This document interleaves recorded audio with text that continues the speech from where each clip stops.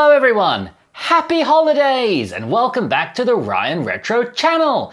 In today's video we're going to be looking at PS3 emulation and it is terrible! I am just shocked we could even emulate something of the PlayStation 3 on this tiny device, but please don't get your hopes up too much. Keep your head held high and your hopes down a mine shaft, and let's jump into PlayStation 3 emulation. Even though this is going to be absolutely terrible, I hope you'll still enjoy this video testing and seeing what we can get working. So let's go through these games alphabetically. First of all, jumping into the amazing Spider-Man. Let's go.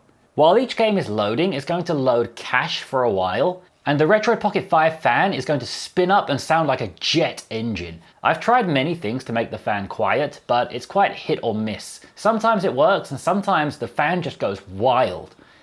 But that's mostly only when generating those cache files. Now we're getting into the game, and if you've got eagle vision, you might be able to see this performance overlay up here. It is minuscule, but it will show the frames per second and some other statistics. I'm going to try and reference the frames per second for you when I can, because I think it will be almost impossible to see this on the screen. Let's see how close I can bring this for you. Maybe if I hold the console here you can see it, but that's not very comfortable. So I'll try to let you know how the performance is going and also what it feels like. So this is Spider-Man, let's jump into the game.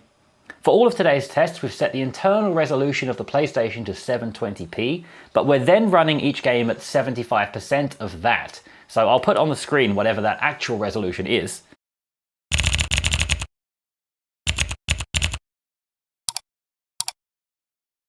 I've spent the past few days trying to get these games up and running, and I've been having a miserable time. But I really want to share these findings with you. Even though it's not going to be as positive as the results of some of my previous videos, I think it's cool to try out something like a PlayStation 3 because it's something I never expected would be working at all when I bought the device. You're going to see this compiling shaders pop up a lot during every game. As far as I can tell, there's no way to preemptively install the shaders before you play, which would probably help a lot. And as we load the game, we're already freezing, stuttering, breaking, and it seems like we've already crashed. And yes, the Retroid Pocket 5 has just restarted itself, so good start there. While it restarts, I'll try and make the scene a little bit more festive. Just add some Christmassy flair to the scene. So let's jump in one more time. I do find sometimes that running the game twice does help, but it seems like those shaders that it compiles aren't actually saved properly, because when I run the game again, it compiles them again. I'm expecting we're going to crash the Retroid Pocket 5 a lot in this video, so maybe after every crash I'll add something else to the scene, and by the end of this video I think I'm going to have a full table. So I'm now attempting to run Spider-Man again, and once again we crashed, so let's add something else to the scene. Let's put this nice little plant over here. Oh, now it looks like an ETA Prime video. And let's try again. By the way, if you're running Rocknix from an SD card like me, the way you boot into it, or the way I boot into it, is to hold the power button, and then when you get the option to power off or restart, you're going to choose restart and then immediately hold the volume up button. So let's choose restart and hold volume up. That will boot into the U-boot screen, where you can choose how you want to boot the device. And I'm going to choose the first option, Retroid Pocket 5, and then we'll be booted into Rocknix. You'll see the Rocknix logo flash up on the screen, and then we'll be booted into Rocknix. So let's once again go to PS3, and this time we'll try the next game, which is Angry Birds Star Wars, a game that should be much easier to run. And the way that I've put this game list together is I put together some big games that I want to try, and also a few games that I just expect might run easily. I wanted to show some heavy-hitting, big games, but I also wanted to show some games that actually have a chance of working. So this one, Angry Birds, this has to work, right? Surely. Everything looks good so far, it sounds good. Seems to be running fine. The fan is intermittently speeding up a lot and then going silent, and the fan is a bit of a mess. I'm pretty sure I'm not allowed to have that Star Wars music in my video, so I'm going to mute it now. Let's go, level 1. We're compiling shaders. I have high hopes for this one. Oh, here we go, and oh, it's looking good. I mean, this is essentially a mobile game, but we are emulating PlayStation 3 right now, and let's try and launch this. It looks good. If you can see the minuscule frame counter, we are at a solid 30 frames per second right now. And I think this is running pretty well. So if you want to emulate a PlayStation 3 to play an old mobile game, you can do it. Out of the 2 games we tried so far, Spider-Man was a colossal failure, but Angry Birds seems to be working pretty flawlessly. So that's pretty impressive as PlayStation 3 emulation. So let's move on to another game now. Next up we have Assassin's Creed 3, and I don't have as high hopes for this one. Again, we'll be scanning and compiling various modules and shaders before launching. The first time that you do this, it's going to take ages. It probably took almost 1 hour per game for me to install these shader cache files. And the whole time while doing so, it sounded like the RP5 was going to shoot to the moon. Listen to this now. It was doing that for about a solid hour for each game. It made me really worried, to be honest. But everything seems to be going fine. The fan is keeping the device nice and cool. It's not really too hot to the touch. It just doesn't sound very good. So let's load up the game and let's jump into my save game that I managed to put together through blood, sweat and tears a few days ago. And I'll show you how this is running. Well, I'm not sure I'm going to be able to get to my save file because we seem to be stuck on the Ubisoft screen. Get in here, Pikachu. Here we go, Assassin's Creed 3, Take 2. One thing I need to remember is that when the game's loading, don't push any buttons because it's quite volatile. It's not a solid system where you can keep spamming next or start and... oh dear, that did not look very good, did it? Let's just wait for it to load, wait for it to compile shaders slowly and see how we can get into the game. So, single player.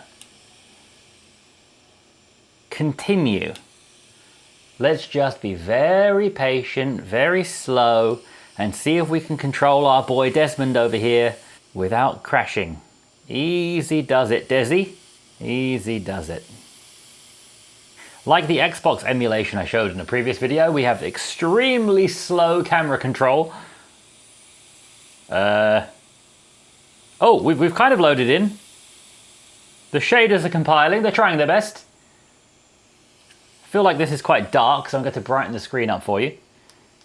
Which there is a shortcut key in Rocknix, which is the home button and the volume keys change brightness. So let me try and bring that brightness right up. Hopefully you can see that a little bit better now. But it does seem like we've frozen once again. So I'm going to have to call Assassin's Creed 3 unplayable and someone else is going to have to join the screen. Let's give Pikachu a little friend. Because of the tail, I can't lay this one down. So they're going to have to be hugging over here. Now let's carry on. Now as I exit the game, it's kind of a roulette whether we'll get back into the Rocknix screen or we'll just get a black screen and nothing else. And it seems like, once again, we have to restart the device. So if anyone's wondering if you should try PlayStation 3, I would say absolutely not, don't even bother. Because it is an absolute nightmare. Now the Retroid Pocket 5 is not even turning on, so we're going to have to hold the power button for maybe 10-15 seconds to get some life back into it.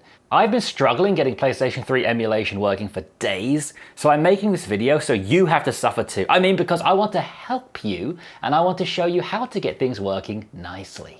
So once again, we have to turn on the device. I've not found a way to boot straight into Rocknix. When I turn it on, no matter what buttons I hold, it always goes back into Android, and I then have to, again, hold the power button, choose restart, hold volume up, and then when it reboots, we can then jump into Rocknix. So it's a little bit convoluted and annoying, as is this whole process of this video.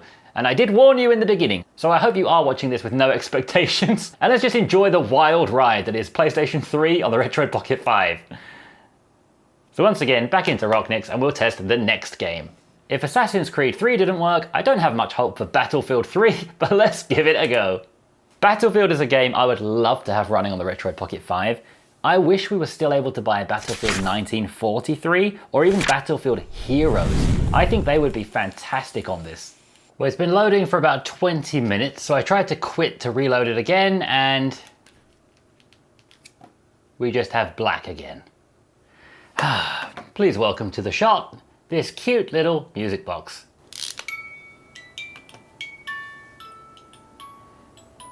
Next up we have a game I'm hoping might be easier to run, just because it might be a little bit cartoony, less resourceful than a big game like Assassin's Creed or Battlefield. This is Toy Story 3. Oh, we have a picture, and we're racing. It definitely doesn't look the best, but it's actually running at a pretty decent 25 frames per second. If it wasn't for the horrible black glitching, this would actually be running pretty well. And one thing I've noticed about PS3 emulation on the Retroid Pocket 5 is Obviously the visuals are horrible, but the controls are extremely responsive. You would think with the horrible performance that all of the controls would be at like a 3-second delay, but they're actually immediate. You push a button and you immediately get that response. If we could find a way to fix these glitchy visuals, this would actually be a pretty okay playing experience. We can't call this playable with such horrible graphical glitches, but in terms of just pure performance, it actually is playable. So if anybody knows how we might go around fixing these graphical issues, we actually have a playable game here. Toy Story 3. We're getting no crashes, everything's pretty solid, so we don't need to add anything else to the table, so I can breathe a little bit. With that in mind, I think that runs pretty well apart from the horrible graphics, so let's move on to the next game now. Next up we have FIFA Soccer 12. I try and include a FIFA game in pretty much all of my testing because it's my favourite kind of game series, and that makes it a good test for me because I know how it should run and I'm able to compare the game across various systems.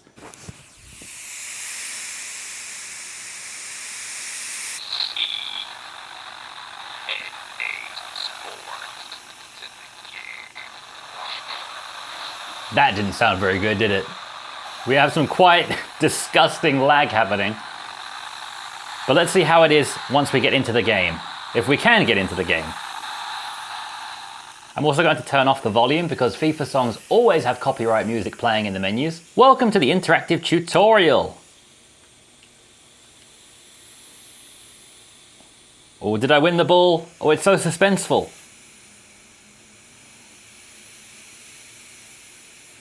Well, that was like the end of a film. Well, if the game plays like that, it's not going to be very playable. If you've played FIFA before, you'll be familiar with this screen, which is where you can practice shooting and dribbling. And this seems to be running not well, but it's running. Also, the white here is completely blown out. If you can see that on the camera, that's not the camera blowing out the white. On the Retroid Pocket 5 screen, this white is just like pure white. I can't see any details here at all. Let's see if I can do some skills, maybe a rainbow flick, and then a shot. It seems to be running okay, but let's see how it is with 22 people on the pitch rather than 2. So jumping into a kickoff match. In all of my tests so far, I always do a match between Arsenal and Tottenham. I want to shake it up and do something else, but I think it's good practice to always keep the same rules. So let's jump into another Arsenal versus Tottenham game. Obviously, I live in South Korea, so 99% of people here are Tottenham fans because of Son Heung-min. Let's see what kind of performance we can get in a full game. Judging by this, I'm not expecting very much. I just tried to shoot and we seem to have frozen. We have definitely frozen, so I'm going to add this lovely film camera into the shot. Now we're getting quite a mess on this table, but let's carry on testing. Yet another restart later and jumping again into PlayStation 3, we've now made our way down to, if the other games didn't work, let's try this one. Grand Theft Auto 5. We have a loading screen, maybe we can be optimistic. A Christmas miracle perhaps? We have this loading wheel, loading story mode, that keeps starting and stopping, and it's been happening for ages. I've actually relaunched the game a couple of times, but we basically just end up in an endless loading loop. It doesn't load into the game. I'm not going to count that as a crash, it just simply doesn't load. So let's move into the next game. You might also see I'm holding my arm in a bit of a strange position now, and that's because this camera is freezing and I don't want to touch it with my skin. Next up, Homefront. This was one of my favorite games. I think I played on the Xbox 360. For anyone who doesn't know, the multiplayer of this game, when you complete objectives like capturing the flags or points or killing people or getting assists, you earn money. And then you can use that money to do things like respawn in a tank or respawn in a helicopter. It's kind of like kill streaks in Call of Duty, except you don't only get it from kills, you get it from completing objectives and being a team player as well. I really loved that concept and I wish it was still around now. It's probably my favorite implementation of a reward system in first-person shooting games. I don't have high hopes for this again because it's quite a demanding game, but let's jump in, and so far we have nice loading screens, so Christmas miracles can come true. I'm quite surprised because it seems like they've been able to perfectly model my university dorm room. And moving towards the window, it seems like we've once again crashed. Nothing's happened. Oh, I spoke too soon. We're back in the game. Oh. I think I'm getting kidnapped, but I can't really tell because everything's a mess. I almost managed to escape kidnap by just glitching out of the universe. That would be a pro tip. I'm now sitting through watching us on a 15 frames per second, extremely slow, glitchy bus journey that's already been going on for minutes. So, the things I do for this channel, please like the video if you haven't already, because this is very tedious to make. I'm dedicating a lot of my time for this absolute tripe. We finally got through the cutscene. Can we now control the character? This is the moment of truth. It says hold square to pick up the pistol. So let's hold, well, Y on this controller. And we do indeed have a pistol. Can we move? Maybe. Huh? Exit bus. The resolution is pretty horrible, but if we're able to run Homefront on the PlayStation 3 on something this tiny, that would be very impressive. And just as I say that, it seems to have crashed. Oh dear. Oh, once again, it's giving us hope. Every time I give up, it claws me back in. Let's see if I can shoot the gun. Stand still, please. Oh, so interestingly, it uses the bumpers rather than the triggers to look through the sight and shoot the gun. And also when I look through the sight, I get some festive Christmas lights filling the screen. That's nice. Let's see how the sound is. Not good is the answer. I think I just took down a bad guy. Once again, we're frozen, but I think I maybe managed to take out one bad guy before freezing. Oh! Excuse me, sir. Can I interest you in some bullets? This is a game I feel might run okay if we were able to download a pre-compiled shader cache file and put the shader caches into the game, which, as far as I know, you're not able to do with PlayStation 3. So we keep getting freezes compiling shaders, but then once they load, I just got taken out by a helicopter. Once they load, it runs okay. So this game, definitely not playable in this state, but if we had a shader cache file, I think it would be. Once again, choosing to exit the game, rather than taking us back to the home screen, just crashes the whole system. So let's restart. So let's restart again, and while we do, I'll add something else into the frame, and this time I'll show you my Christmas present. This is my new guitar amp, a present from me to me. It's lovely to have something so small, and for those of you who don't know, I actually majored in music as a guitarist, so being a guitarist was basically my university major. So let me just serenade you for a second while we wait for the Retroid Pocket 5 to turn on again.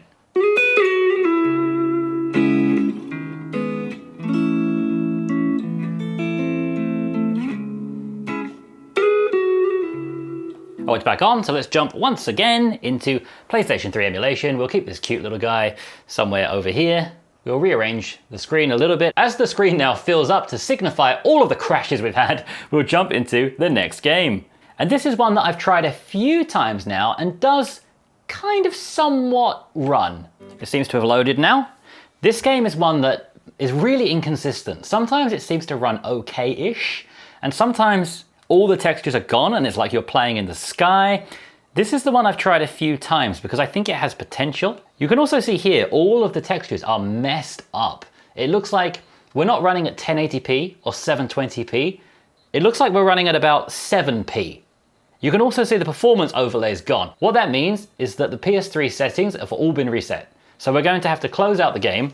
So to set up the PS3 system, the way I have it set up is you push the select key and go down to the advanced system options. And then we have a few things we can play with. The only things I set so far, and I got this from For the Next PS3 video, so shout out to him, is I set the internal PS3 resolution to 720p, the internal resolution scale to 75%, and then coming down here, we can go to performance overlay, turn that on so we can see the frame rate, and then going back up to the top, go to system options, cores used, all of them, cooling profile, quiet please, CPU scaling governor, performance, and GPU performance profile, best performance. So let's set those settings and now jump back into the game, and now it should be a much nicer resolution, and let's see how well this game can run.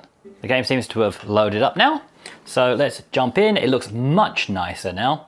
That is much clearer than it was before. It now looks good. So let's continue with the game I created before. And what I did find in my testing of this game is that if you load the game once with the settings I just showed you, it can run pretty poorly. then if you close it and reload it with the same settings, it runs much better. So let's jump into the game. We'll play as the first character, who is Yuna. We're just using everything standard just to get into the game and see how well it runs. You're going to see that it's very, very laggy. And as I mentioned in the Toy Story video, this lag is going to make you assume that this rhythm you have to keep in the golf game is going to be really delayed by a few seconds, but it's actually instant. So many times when I'm trying to get the timing right, I press the button early, but then it just immediately registers my button press and I shank the ball sideways. So I'm going to pretend that the game is running flawlessly and just push the button when I think it's right. And you'll see here as this line comes down, it's immediate when I push the button. I think that was pretty much a perfect shot. So of course, the performance is really slow. The frame rate's around 12 frames per second, but it is somewhat playable because it's a golf game. Because what you can do is just skip all the cutscenes. Hitting the ball like this is perfectly fine because there's no delay or lag whatsoever. And then you can just push A to skip, and it's technically somewhat playable. It's not what I would call a really enjoyable experience, but you can actually play this one. You can adjust where you aim. You can easily play the little golf game the way that you have to set your power and accuracy. It works fine. It is completely playable. It's just not very nice. So let's jump into the next game. Hopefully without crashing the Retroid Pocket 5. And yes, that worked fine. So now let's jump into Persona 5. The Persona series is really popular with the commenters on my channel, so I thought I'd get one for you guys. I'm sure you'd like to see this, and let's see how well it can run. This little guitar amp is really distracting. So now I think we're in... Whoops. So, as I was going to say, I think we're in the game. Yes, now some kind of cutscene is happening. I thought we'd frozen, but maybe just a good old smash is what it needed, like an old TV. Any Persona fans out there might be able to confirm whether this is what it's meant to look like. Somehow I don't think it is. Let's jump into a new game and see what we can do. So we're now into the game. We're tasked with escaping from the casino, which is going to be quite hard to do considering it's extremely difficult to move. Once again, we have some nice Christmas lights trailing along the corner of the screen from the top left to the bottom right. We're running at a smooth 13 frames per second. That's a 1 and a 3. And I do not think this is going to be in any way playable, unfortunately. So I say let's just cut our losses with this one and move on to the next game. Our next game is one that I'm hopeful might run. This is Worms Revolution. I remember playing Worms on my really old Windows PC. That must have been in the early 2000s. And that PC could barely run a Word document. So Worms cannot be too demanding. So I'm quite hopeful we might get some workable frame rates here. So here is Jeff. It says 24 frames per second, but it feels like about 10. Crates may contain useful weaponry. Do not nod if you understand. Voice acting by Matt Berry. Now that is nice. I just unlocked the Fire Punch. Let's give the Fire Punch to Gunk over here. Sure you again. Worms is a fantastic game. I remember when I was a kid, on PC, this was the game for a little while. And it says we're hovering around 23 frames per second, but it really does not feel that way. It feels extremely sluggish, or wormish, maybe is more accurate. They've closed the gate. That's put the sausage in the salad, all right? It seems playable, and Worms is a turn-based game, so it should be fine. But the frame rate here is really poor. Don't believe that 22 frames per second that you're seeing here. It feels quite horrible to play. So I think you get the idea with this one, and let's move on to another game. The next two games are basically the same game. They're two different Yu-Gi-Oh games, so I'm just going to show you one of them because they're pretty much the same. And I didn't realize this when I downloaded them, but they are actually both demos. I thought the files were quite small. And for anyone who knows Yu-Gi-Oh! GX Tag Force on the PSP, I've shown before on this very channel, this is pretty much the same game. It at least looks the same. And with the PSP version running quite easily here, it should be no surprise to tell you that this PlayStation 3 version is also working really well. So while this is obviously not a very demanding PlayStation 3 game, it's nice that we do have a PlayStation 3 game here working flawlessly. Or a rock, paper, scissor game as it might turn out to be. Oh, she only does scissors. The game looks really nice here. We can show the details of the cards and see them nice and clearly. It runs very smooth. It does feel like it's running in slow motion, which I'm not sure is the game itself or not, but it is running very smoothly, and I've not seen this frames per second dip below 30 once yet, which is usually the signal for it to do so. So if you want to play these very simple games like Yu-Gi-Oh, you can do it on PlayStation 3 on the Retroid Pocket 5, but for almost everything else, just don't even bother. And even for this game, honestly, just play the PSP version. So what is my final verdict on PlayStation 3 on the Retroid Pocket 5? Well, looking at this desk filled with all these symbols of crashes, I don't think it's going to surprise anyone to say I don't think it's in a state where it's worth it right now. If you already plan on installing Rocknix, and you already have it set up with other systems, and you just want to kind of dip your toes in the water with PlayStation 3 emulation, then sure, have a go. But I've seen some people think about installing Rocknix purely for PlayStation 3 and games like that, and I don't think it's in that stage where it's worth it yet. Because in my opinion, this is running terribly. And we have so many great systems running beautifully on the Retroid Pocket 5 that there's just no need to bother with this, honestly. We can play PlayStation 1, PlayStation 2, PSP. I have a PlayStation Vita spreadsheet, if you check out my spreadsheet in the link below. We're getting a lot of PlayStation titles together. And if you have your own PlayStation 4 or 5, you can do remote play here too, which also works really well. So I think PlayStation 3 for now, unfortunately, we're going to have to skip it and leave it behind. But maybe in the future, who knows what's possible. So I hope this video was helpful. I hope you enjoyed it. Thank you for watching. Please give me a like, hit the subscribe button if you didn't already. If you'd like to buy your own Retroid Pocket 5 for other system emulations, not necessarily PlayStation 3, then check out my link in the description below. It'll take you to the official Retroid website. That is an affiliate link, so I do get a few dollars if you use that, so thank you very much if you do. And I'll see you again tomorrow, where I'm going to be doing a live stream of Christmas games. So if you have the time, please come and say hi. I'd love to see you there. Thank you once again for watching, and I'll see you again extremely soon. Happy holidays!